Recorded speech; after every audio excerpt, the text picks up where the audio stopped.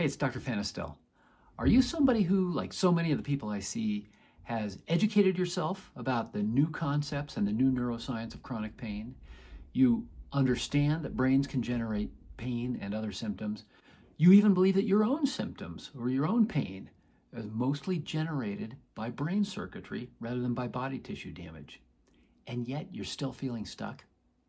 My experience is that it often takes just a subtle shift in your understanding and a slight change in the energy that you're bringing to the mind-body tools or the mind-body exercises like somatic tracking that you may be using. And boom, you're off to the races as your brain starts rewiring again with the subtle changes that I want to show you in this video today. And if you're new to the idea of neuroplastic pain, I'm glad you've discovered this channel. Whether you're suffering from chronic pain, chronic fatigue syndrome, anxiety, irritable bowel syndrome, migraine headaches, neuralgia, any of a number of medically unexplained symptoms, the reason you and your doctors have not been able to discover a cure may be because you're still using this old-fashioned way of treating these chronic problems. Watch my TED Talk linked below. Start educating yourself about these new ideas. There's a whole new neuroscience explaining why so many people out there have chronic, unexplained medical conditions that aren't responding to normal treatments. And once you get into this world, you start realizing, okay, there's a whole nother way out. If you do already understand these concepts, I'm hoping that this video is going to subtly shift your understanding and help you achieve more results from the mind-body tools you're already using. All right, let's review the basics. Most chronic pain and most chronic anxiety is due to a protective alarm that has gotten stuck in the on position. Most people with chronic, hard-to-treat problems have a brain that has learned to be hypervigilant, often for very good reasons. And if your brain learned to run these circuits, it can unlearn it. But this is happening in the part of the brain that we don't have direct control over. So we're not going to use psychotherapy, and we're not going to try to figure this out. We're going to use a different set of tools. Let's drive this point home that you have a protective alarm that's stuck in the on position with a diagram. In your subconscious brain, you have a danger sensor. We all do. I'm going to stipulate that yours is hypervigilant. That could be from previous stress, ongoing stress, doesn't really matter where it came from. But now a twinge comes in from your back or your head or your stomach or a wave of fatigue or whatever your problem is. And the brain, processing all sensations that come in, says, ooh, that's not good. We've had problems with this before. Hey, alarm mechanism. Could you let Brad know he's in trouble? And the alarm mechanism says, I got all sorts of alarms that can let Brad know he's in danger. I could run pain through nerve fibers. I could tense up some muscles. I could make him anxious, depressed, fatigued, lightheaded, ringing in the ears, blurred vision, dizziness, tingling, acid reflux, all sorts of things that I used to think were medical problems. And you should go to the doctor and they'll line you back up the right way or put the shot in the right place or block the chemical that must be out of balance in your wacky system. And now I'm thinking, well, do some due diligence. If you got some new symptoms, go get them checked out. But if you've had these things checked out and you got doctors scratching their heads or disagreeing with each other about what's going on and none of the treatments are working, these are no longer medical problems. These are alarm signals from the brain to the body trying to get you out of a situation. These alarms are very real. Sometimes the alarm is saying, let's spend all day in bed with the covers over our head. That's depression or chronic fatigue. I even see depression as an alarm from a hypervigilant brain that's going, a lot of stuff going on out there in the world. We've had a lot of bad stuff happen to us. My job is to keep the body safe. You know what I'm going to do? I'm going to run fatigue, achiness, malaise, boredom. I'm going to throw in some negative thoughts. That'll keep the body safe. It'll keep us in bed today, and that's the best position for us today. So I even see depression as an alarm from a hypervigilant brain. And these alarms are very real. There's nothing fake about pain coursing through nerve fibers or muscles tensing up or the neurohormonal changes that happen with anxiety or fatigue or depression. This stuff is very real. The danger sensor picks it all up. That's its job. Notice everything going on in the body at all times, and it says, oof. Messages like that, sensations like that, this is not good. Hey, alarm mechanism, we're still in trouble. Oh, really? I'm the primitive survival brain. We're still in trouble. Let me send some more protective alarms of tension to the body. And we get in this vicious cycle. There are two things that keep the danger sensor hypervigilant. One is over on the upper left here in this diagram. This is what I call under the hood stuff. This is previous trauma that your body's still holding on to, maybe ongoing stress in your life. That can keep you hypervigilant. Emotions are another thing that can keep you hypervigilant. Maybe they're repressed. In other words, you need to do a little exploration to even find them. They don't have to be repressed, though. Any emotion can keep me like this. Thoughts, the way I'm talking to myself, my own negative thoughts, that keeps me on edge. One of the main concepts in mind-body medicine is getting out what's in. And there's a number of ways to do that without psychotherapy. And this can be very important, and it is important in many, many people. But for right now, and for what we're talking about today, I want to put that gently aside. And I want to talk about this other thing, keeping the danger sensor hypervigilant.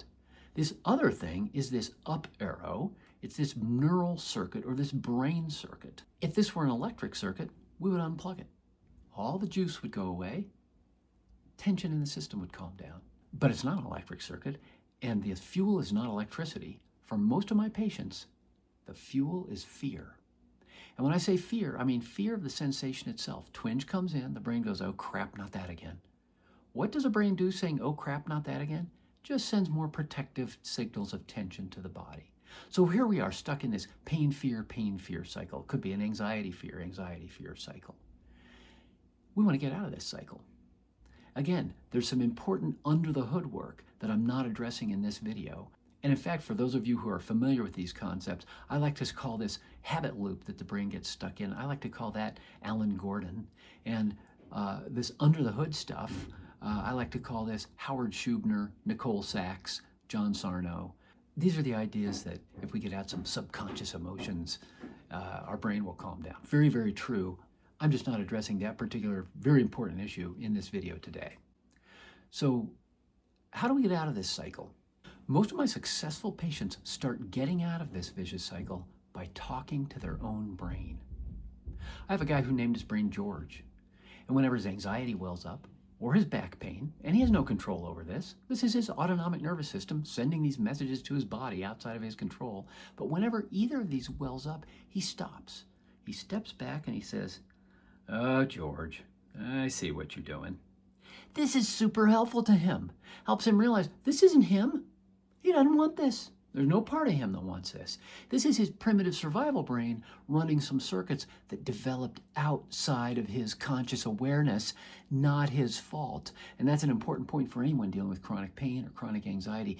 Not your fault. When I say it's brain circuits, I'm saying these circuits developed outside of your conscious awareness, often many years ago, for very good reasons, not your fault. He has a whole different set of tools to use now when he's watching what his brain is doing and going, oh, look what you're doing, compared to when he's going, oh, no, it's doing this again.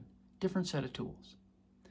And here comes the real important part for so many people that I see. The energy that you bring when you're using this different set of mind-body tools is the same energy that you would bring to a scared child. Because your autonomic nervous system is very much like a scared child. For one thing, it's scared. In all of us. That's its job to be scared for me. Its job is to jump out of the way of the onrushing car before my neocortex even knew the car was there. If it's working correctly, it's scared for me. And it's childlike because it doesn't see the big picture. It sees all my past experience, all my habits and patterns of behavior that seem to be keeping me alive. That's all it cares about. I want to bring to it this new awareness I now have that I'm actually safe right now, but I have to do it with the energy I would bring to this scared child. How do you talk to a scared child? Do you yell at her? Do you tell her to shut the hell up? You're driving me crazy today? Do you tell her, I'm not even going to look at you today? Or do you say, oh, come on, suck it up, you scared little 4-year-old scared of shadows? No. You talk to a scared child by going towards the child, putting your arm around her and saying, I used to be scared of shadows when I was 4. I know what you're going through, but I'm the adult in the room and everything's actually okay right now. Let me use an analogy to drive this point home. If I'm in a park, a public park with my 4-year-old, and I know she had a scary dog experience a month ago. I'm over here, 60 feet away, she's over there, and a dog's coming closer to her. And I can tell she's starting to freak out. If I just yell over, hey, don't worry about it. That's our neighbor's dog. Everything's safe, it's okay. I didn't help her all that much. I'm over here, she's over there. The way I help her is I walk towards her, I put my arm around her, and I say, hey, don't worry, it's our neighbor's dog. Now I'm not just telling her things are okay. She can feel my authentic calmness. Dog comes closer. I'm like, oh, this is great. We're going to get to pet the dog. She feels my enthusiasm. This is the energy we want to bring to your scared child brain. We go towards the symptoms, towards the sensations, and we do so not just with words, we sit right with them. We really experience the sensations. When you go towards physical sensations and allow them to happen and just sit with them, you are figuratively putting your arm around the scared child brain. When a child is scared, we get tears and behavior problems. When a brain is scared, we get tension in the body. Most of us have spent our entire months, years, lives with whatever problem we're dealing with, doing the exact thing you'd never do to a scared child. You've been yelling at it. You've been telling it to shut the hell up, you're driving me crazy today. Or why are you doing this to me today? Or you've been saying, oh, come on, suck it up, suck it up. Or you've been going, you know what, I'm going to ignore it, I'm going to get through my day, I'm not even going to look at it today. That might get you through the day, but you didn't calm the brain down. You don't calm a child down doing those things. We go towards the child. We go towards the scared brain. We sit with it. And you know what? I can't make a child stop crying.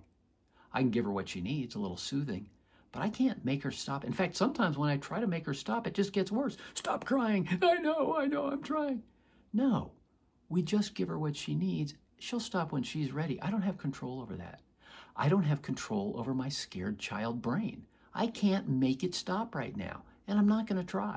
I'm going to give it what it needs, a little soothing, and I'm going to relax into this process and see what happens. Well, I get into some more specific exercises about turning towards the body in other videos, but this attitude or energy that we're doing these exercises with, it's absolutely critical. We're doing it with kind observation. We're stepping back. We're realizing that you don't have control over them. You don't have to get caught up in them. You can step back and watch what your brain's doing, and you're watching it from a third-party vantage point, but you're doing it with kindness, and you're even putting your arm around the scared child brain by going right towards the symptoms.